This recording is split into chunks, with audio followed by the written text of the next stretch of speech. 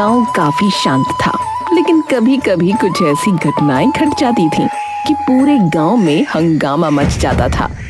ठीक वैसे ही आज सुबह गांव की चाय की दुकान पर शांति मौसी, कलुआ और शंभू काका गपशप कर रहे थे।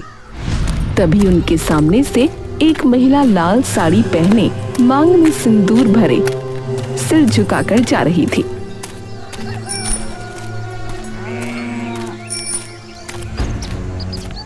शांति मौसी ने आंखें बड़ी करके कहा, अरे ये कौन से घर की बहू है? इस गांव में तो मैंने कभी ना देखी। देखकर तो लगता है जैसे ये नई दुल्हन हो, अभी अभी शादी हुई है। कौन है ये लड़की? अरे अरे मौसी, तुम पहचान नहीं पाई क्या? है नहीं पहचान पाई? अरे ये तो वो सुनील की पत्नी है, सुनील की। अरे अपना सुनील, अरे वही, वो जो साइकिल की दुकान के पीछे रहता है।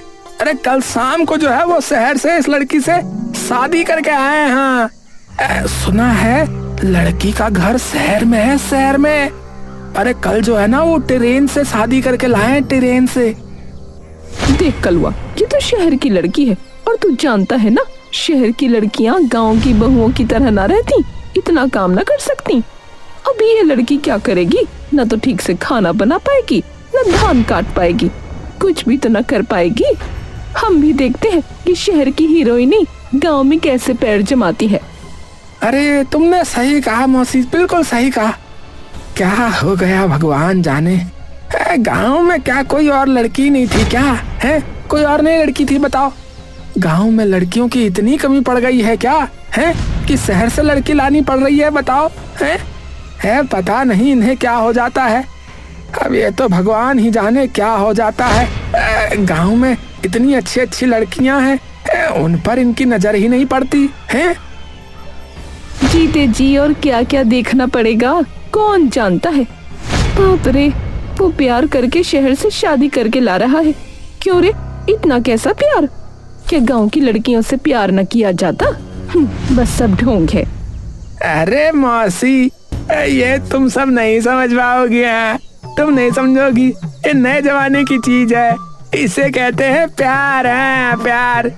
दादा जो है ना अपने, वो तो प्यार करके इस लड़की को ब्याह के लाए हैं। वो इस तरह बातें कर रहे थे। दूसरी तरफ सुनील की माँ बीना देवी सुनील से कह रही थी, देख बेटा, ये जो शहर की लड़की को तू यहाँ ले आया है, अब देख ये घर संभाल पाएगी या नहीं। केवल साड़ी पहनकर घूमने से ही कोई बहू न बन जाता। घर परिवार के नियम कानून भी होते हैं, संसार की बात है, समझा? और जब बहू घर के सारे काम करती है तब जाकर घर की बहू कहलाती है। और ये तो शहर की लड़की है, मुझे ना लगता कि ये घर का कोई भी काम कर पाएगी। देखो माँ, वो कहीं की भी लड़की हो, अब वो जब हमारे घर पर आई है तो तुम उसे थोड़ा सिखा पढ़ा भी तो सकती हो ना। इसमें क्या दिक्कत है बताओ? देख सुनील, तेरी बहू को देखकर लगता है वो बस सजना संवरना ही जानती है। अरे माँ, तुम ना बस उसका सिर्फ ऊपरी रूप देख रही हो। हाँ माँ, वो केवल सचती सवरती ही नहीं है, बल्कि एक बात बताओ, उसका मन बहुत बड़ा है माँ। तुम देखना, एक दिन वो सबका मन जीत लेगी और सबको प्यार से अपने साथ जोड़े रखेगी। तुम देख लेना माँ। ठीक है, अगर वो सबको प्यार से साथ लेकर चलेगी तो बहुत ही अच्छी बात है। देखते हैं तेरी बहू क्या करती है क्या ना। वैसे ये भी नहीं कहा जा सकता कि किसका मन कब बदल जाए, इसका कोई ठिकाना ना होता, समझे? अब बस देखने का इंतजार है। माँ जी, आप लोग बिल्कुल चिंता मत करिए, मैं सब कर लूंगी। और जहाँ मुझे परेशानी होगी आप लोग हैं ना उसके लिए। अरे अच्छा माँ, तुम इतनी चिंता मत किया करो। अगर रेशमा किसी काम में गलती करती है तो तुम उसे थोड़ा सिखा पढ़ा सकती हो कि नहीं माँ? बोलो। देख बेटा, जितना हो सकेगा मैं उतना ही करूंगी। देखते हैं तेरी बहू क्या चाहती है और क्या नहीं। ये सब कहकर बीना देवी अपने कमरे में चली जाती हैं।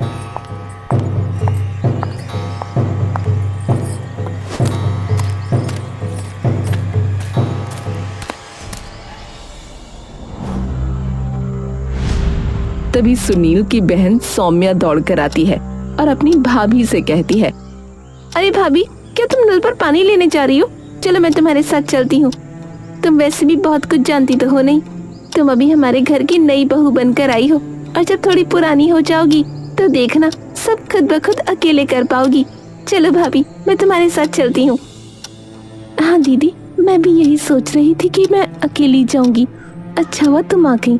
अब मैं इस घर की नई बहू हूँ और मुझे अभी ये सब कुछ पता नहीं है, लेकिन बहुत जल्दी सब सीख जाऊंगी। अब मैं तुम्हारे घर की नई मेहमान हूँ, इसीलिए मैं तुम्हारे घर की सब बातें जानना चाहती हूँ। और ये मेरा अपना घर भी तो है ना? ठीक है भाभी, तुम बिल्कुल चिंता मत करो। तुम्हें जो भी परेशानी होगी बस एक बार मुझे बताना। देखना मैं तुरंत हाजिर हो जाऊंगी, समझी? क्योंकि तुम मेरी सुंदर भाभी जो हो और तुम्हारा काम ना करूं, ऐसा हो सकता है क्या? मैं तुम्हारी हर जगह मदद करूंगी। हाँ दीदी, तुमने ठीक कहा, सब कुछ मैं धीरे धीरे सीख जाऊंगी। अच्छा चलो बहन, अब हम पानी ले आते हैं।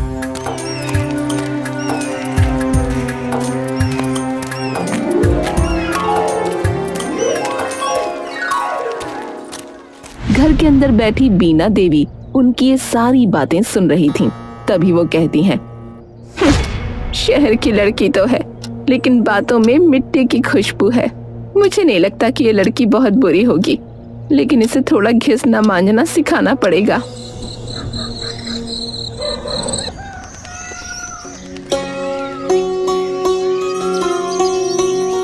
अगले दिन सुबह बीना देवी रेशमा से कहती हैं, सुनो बहू, आज तुम्हें खाना बनाना होगा, समझी? देखती हूँ तुम क्या क्या पका सकती हो और खाना कैसा बनाती हो, ये सब देखना भी तो होगा, है ना? जाओ तुम जल्दी से खाना बनाना शुरू करो। ठीक है माँ जी, आप बिल्कुल चिंता मत कीजिए, मैं सब कुछ ठीक से पका लूंगी। देखो बहू, केवल मुंह से कहने से काम न चलता, एक बार काम करके दिखाना पड़ता है, समझी? तुम एक पढ़ी लिखी लड़की हो, ये खाना वाना कभी बनाया है भी कि नहीं? इसका कोई ठिकाना है ही नहीं। लेकिन तुम्हारी शादी इस गांव में हुई है, अब से तुम्हें ये सब करना होगा, समझ रही हो ना?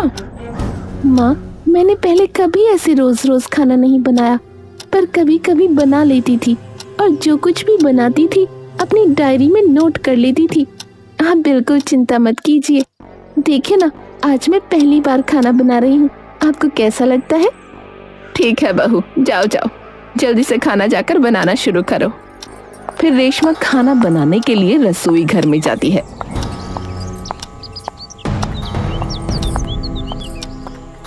और रेशमा के खाना बनाने की बात सुनकर दूसरी तरफ से सुनील अपनी माँ से कहने आता है,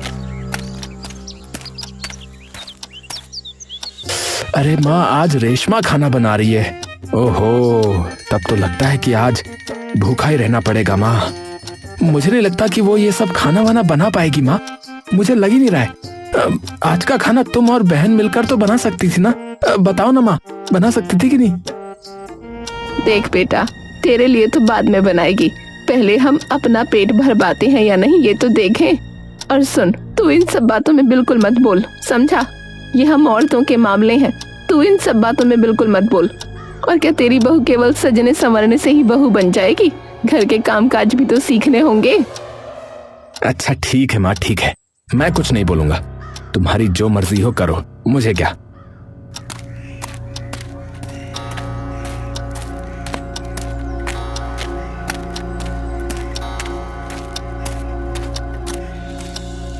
दूसरी तरफ रेशमा चावल बना रही थी और वो बैठकर सोच रही थी कि वो क्या क्या बनाएगी। पास में रेशमा की ननद सौम्या सब कुछ देख रही थी। फिर वो अपनी भाभी से बोली, अरे भाभी, मैं तुम्हारी खाना बनाने में मदद करूंगी ना, तुम बिल्कुल चिंता मत करो। तुम थोड़ी देर जाकर आराम करो, मैं तब तक खाना बना दूंगी और किसी को पता भी नहीं चलेगा, सब यही समझेंगे कि तुमने खाना बनाया है। नहीं सौम्या दीदी, तुम्हें नहीं करना होगा, सारा खाना मैं ही बनाऊंगी, चाहे अच्छा बने या खराब। सुनो, तुम तब तक मेरे पास बैठी रहो और मैं एक एक करके सब बना रही हूँ। जानती हो, मेरे पास एक डायरी है और उस डायरी में मैंने हर तरह की रेसिपी लिख रखी है। आज मैं उन्हें निकाल कर बनाऊंगी, तुम बिल्कुल चिंता मत करो।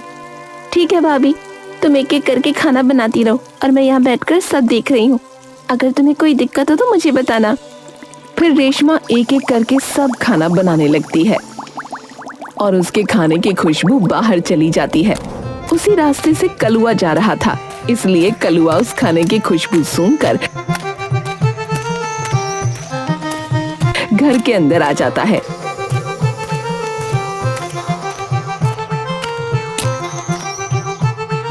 और बीना देवी से कहता है, आहा, अरे वाह वाह, क्या खुशबू आ रही है। अरे मौसी, ए मौसी, अरे ये खाना कौन बना रहा है मौसी, बताओ तो।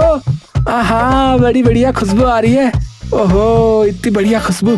अरे पूरे रास्ते में तो बस खुशबू ही खुशबू फैल गई है, बहुत दूर तक। हाँ, आज तो मेरा मन कर रहा है कि यहीं पे खाना खा के जाऊंगा मौसी।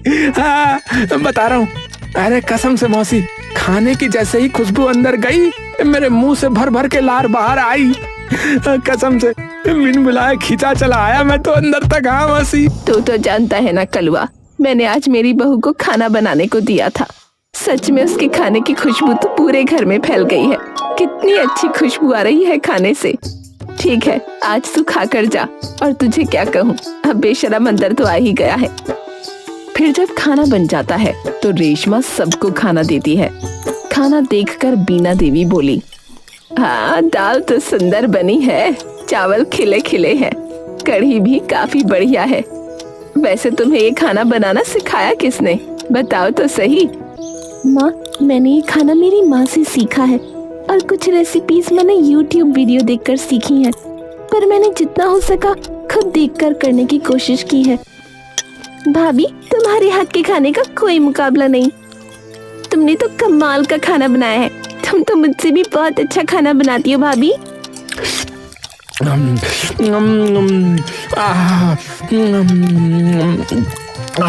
हाँ भाभी, अरे तुम्हारे हाथ का खाना ना बहुत ही स्वादिष्ट बना है। अगर तुम ऐसे ही हर रोज स्वादिष्ट स्वादिष्ट खाना बनाओगे ना, तो कसम राम जी की, मैं तो बस फिर इसी बहाने रोज रोज खाने आता ही रहूंगा। थोड़ी दाल देना, दाल। देखा माँ, मैंने कहा था ना कि रेशमा एक दिन सबका मन जीत लेगी। देखा ना, आज उसका खाना बनाने का पहला दिन था और सच बताऊं तो मैं तो ये सोच रहा था कि वो कुछ भी नहीं बना पाएगी, लेकिन उसने इतना स्वादिष्ट खाना बनाया कि सबका मन ही जीत लिया है। अब देखा माँ। अरे बेटा, वो तो मैं देख रही हूँ।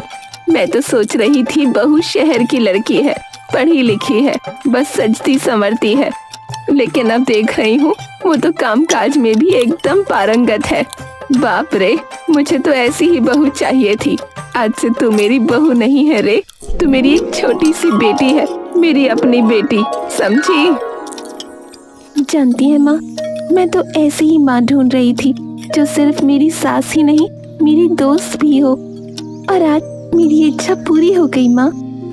रेशमा को इस गांव में शादी करके आए हुए केवल 1 हफ्ता हुआ था और धीरे धीरे अपने काम और व्यवहार से उसने सबको अपना बना लिया था। इसी तरह गांव में एक पूजा होती है और उस पूजा की सारी जिम्मेदारी रेशमा ले लेती है।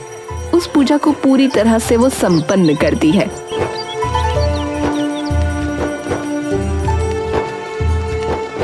फिर शाम को सभी गोल मेज पर बैठकर कुछ चर्चा कर रहे थे। मेरी भाभी ने अकेले ही मंदिर साफ किया, फूल सजाए, दिए जलाए, सारे काम अपने हाथों से कितने सुंदर तरीके से किए, लेकिन सब कह रहे थे कि मेरी भाभी कुछ भी नहीं कर पाएगी। अब सबको पता चल रहा है मेरी भाभी सब कुछ अच्छे से कर सकती है।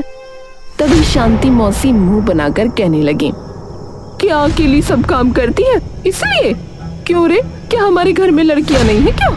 उन्हें कुछ नहीं आता? तेरी भाभी शहर से आई है तो क्या सर काट लिया है उसने? ये काम तो जिसे भी दो सब कर लेंगे, समझी? देखो शांति दादी, तुम जो भी कहो, लेकिन हमारी रेशमा भाभी शहर की लड़की है, वो काफी स्मार्ट है, उसके ऊपर ये सब काम भी करती है, लेकिन हमारी रेशमा भाभी के सामने गांव की लड़कियां कुछ नहीं कर पाएंगी, समझी? देखो, मेरी भाभी का कोई ठिकाना नहीं है, समझी? मेरी भाभी एक पढ़ी लिखी लड़की है, कल से मेरी भाभी के पास कई बच्चे पढ़ने भी आएंगे, ये याद रखना। और एक पढ़ी लिखी लड़की अकेले सब कुछ संभाल रही है, तो सोचो। हाँ हाँ ठीक है, आजकल टाइम सब जानते हैं, ये छोटे मोटे काम इतने डींगे मारने वाली बात ना है। ठीक है, थोड़ी ज्यादा पढ़ाई तो कर ली है, खुद को कुछ ज्यादा ही समझने लगी है, हद है। पास बैठी रेशमा उनकी ये बातें सुनकर थोड़ी उदास हो जाती है, लेकिन वो कुछ कहती नहीं।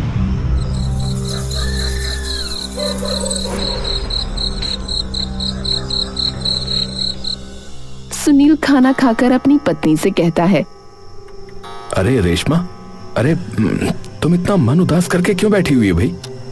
क्या हुआ? अरे क्या हो गया तुम्हें? अच्छा सुनो, मैं इस गांव में नई बहू हूँ और मैं सबको बहुत प्यार करती हूँ। मैं जो कुछ भी करती हूँ वो किसी को दिखाने या खुद को ऊंचा उठाने के लिए नहीं करती। मैं सबसे दिल से प्यार करती हूँ। फिर भी इस गांव के लोग मेरे बारे में इतनी बातें क्यों करते हैं? वो मुझे क्यों बर्दाश्त नहीं कर पाते? बताओ ना, मेरी क्या गलती है? बताओ, मैं तो सब कुछ प्यार से ही कर रही हूँ ना। ओहो, तो ये बात है। देखो रेशमा, तुम ये सब लेकर बिल्कुल भी ना उदास मत हुआ करो। अरे लोग हैं तो कुछ ना कुछ तो कहेंगे ही, बल्कि आजकल तो बहुत कुछ कह देते हैं लोग। उन्हें लेकर मन उदास करने से ना काम नहीं चलेगा, समझी? सुनो, इस गांव के लोगों को बदलना होगा। अगर वो ऐसी मानसिकता रखेंगे तो ये गांव कोई भी चीज में तरक्की नहीं कर पाएगा। अच्छा बाबा, ठीक है ठीक है, तुम जो भी करना चाहती हो ना वही करो, क्योंकि मैं जानता हूँ तुम सबके भले के लिए करोगी जो भी करोगी, क्योंकि तुम्हारा मन बहुत बड़ा है। तुम जैसी हो तुम बस वैसी ही रहो, ठीक है? तुम किसी को छोटा नहीं कर रही हो। फिर भी अगर तुम्हें कोई गलत समझता है तो वो फिर उसी की समस्या है, समझी? तुम मेरे साथ हो तो मुझे और किसी की जरूरत नहीं है। तुम मेरी ताकत हो और मैं इस गांव के लोगों को अपना बनाना चाहती हूँ। जो लोग आज मेरे बारे में बातें कर रहे हैं, मैं चाहती हूँ कि वो एक दिन मुझे गले लगाएं।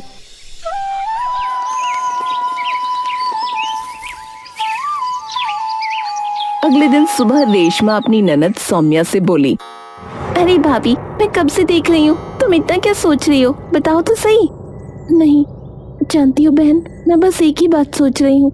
गांव में सभी बहनों को एक साथ इकट्ठा करके एक नारी समिति बनाना चाहती हूँ। उन्हें कुछ काम सिखाऊंगी, जैसे सिलाई करना, मिट्टी के बर्तन बनाना, ये सब चीजें।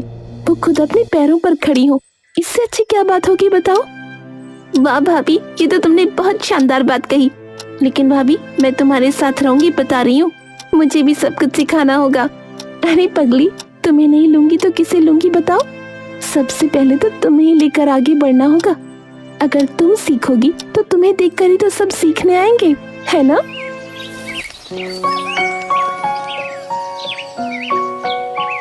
लेकिन अगले दिन सुबह से रेशमा सबके घर घर जाकर आवाज लगाने लगी और उन्हें समिति के गठन की बात बताई। वो सब कुछ सिखाएगी, पढ़ाई से लेकर हर तरह के दस्तकारी यानी हस्तकला तक। लेकिन कोई भी इस बारे में राजी नहीं होना चाहता।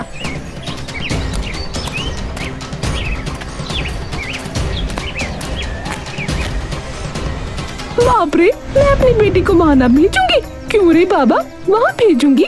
इतना पढ़ा लिखा होने की कोई जरूरत नहीं है। 2 दिन बाद शादी कर दूंगी, वहाँ जाकर जो करना है करे। हाँ दीदी, तुमने सही कहा। खुद पढ़ी लिखी है तो खुद को बहुत कुछ समझने लगी है। ना बाबा ना, मैं अपनी बेटी को उसके पास ना भेजूं। जितना बिगड़ना है वहीं जाकर बिगड़ जाएगी। 2 दिन बाद शादी कर दूंगी तो ससुराल जाकर कलछी घुमाएगी। ये सब सीखने की कोई जरूरत ना है। ये सब सीख कर भी क्या होगा बताओ? रेशमा इस बारे में सबके साथ बात करती है, लेकिन कोई भी अपनी बेटी को रेशमा के पास नहीं भेजता। लेकिन रेशमा भी हार मानने वाली नहीं थी।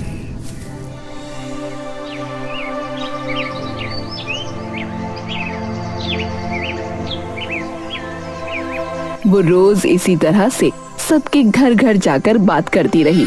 आखिरकार एक दिन कुछ लड़कियां उसके घर आकर दस्तकारी सीखने लगती हैं और वो अच्छी तरह से हस्तकला सीख भी जाती हैं।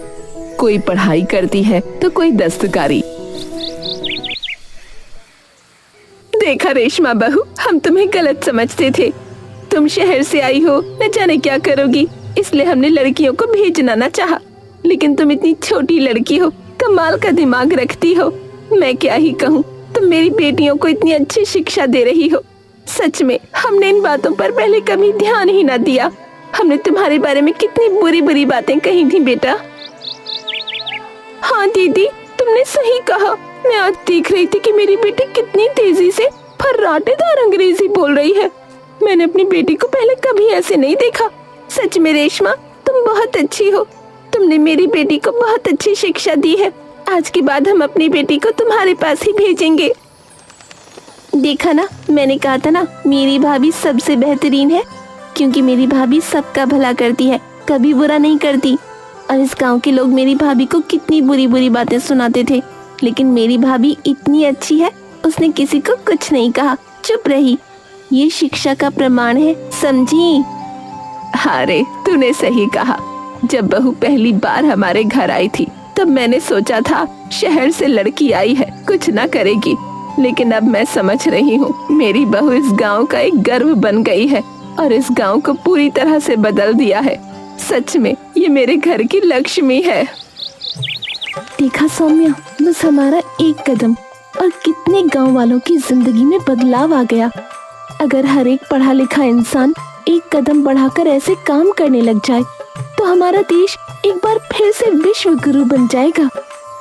मेरी भाभी नंबर 1 भाभी है, और अब मैं भी कुछ दिनों बाद अपने ससुराल में आपके सिखाए काम आगे सिखाने वाली हूँ। एक दिन जो लोग रेशमा को बहुत उल्टी सीधी बातें सुनाते थे, वो आज रेशमा को गले लगा रहे हैं। सबने रेशमा को बहुत प्यार दिया है। इस तरह उन्होंने एक गांव को बदल दिया।